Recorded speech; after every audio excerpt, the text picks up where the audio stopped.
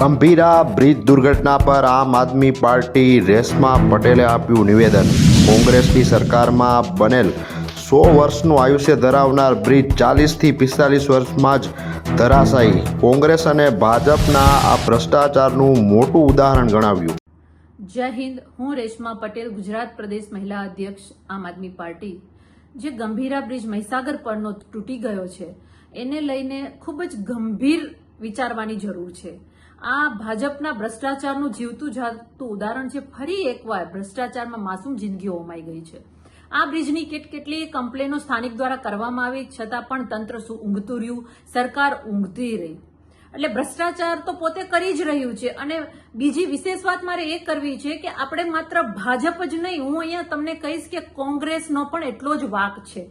કારણ કે જે રીતે અધિકારી જણાવી રહ્યા છે કે આ બ્રિજ 1984-85માં બન્યો તો કેટલા વર્ષ પહેલા સરકાર કોંગ્રેસની હતી એ આપણે વિચારવાની જરૂર છે। કોંગ્રેસના સરકારમાં બ્રિજ બને છે જેનું આયુષ્ય 100 વર્ષનું હોવું જોઈએ, એ 45 વર્ષમાં 40 વર્ષમાં ધરાશાયી થઈ જાય છે।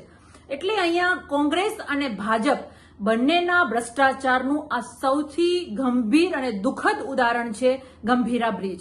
એટલે ગુજરાતની જનતાએ હવે ગંભીરા બ્રિજના ઉદાહરણને ગંભીરતાથી લેવાની જરૂર છે કે ભ્રષ્ટાચાર કરી અને ભાજપ કોંગ્રેસે ગુજરાતને તહેસ નહેસ કરી નાખ્યું છે। કેટલા કાંડ ગુજરાતમાં બન્યા છે આપણે હજી તો ભૂલ્યા પણ નથી। રાજકોટમાં અગ્નિકાંડ બન્યો, સુરતમાં અગ્નિકાંડ બન્યો, ઝૂલતો બ્રિજ મોરબીમાં પડ્યો અને આ ફરી ગંભીરા બ્રિજ। એ સિવાયના કેટલાય એવા અકસ્માતો થાય છે કે જ્યાં રોજ બરોજ કોઈના જીવ જાય છે। તો આ ભ્રષ્ટાચારીઓને હવે જાકારો આપવાનો સમય આવી ગયો છે। અને હું ગુજરાતની જનતાને કહું છું કે આ કોંગ્રેસ અને ભાજપના ભ્રષ્ટાચારનું સૌથી મોટું ઉદાહરણ હોય તો આ મહીસાગરમાં જે વિસ્તારોને જોડતો ગંભીરા બ્રિજ છે ને, આ બંનેના ભાજપ અને કોંગ્રેસના ભ્રષ્ટાચારનું સૌથી મોટું ઉદાહરણ છે એવું મારું સ્પષ્ટ માનવું છે। ધન્યવાદ।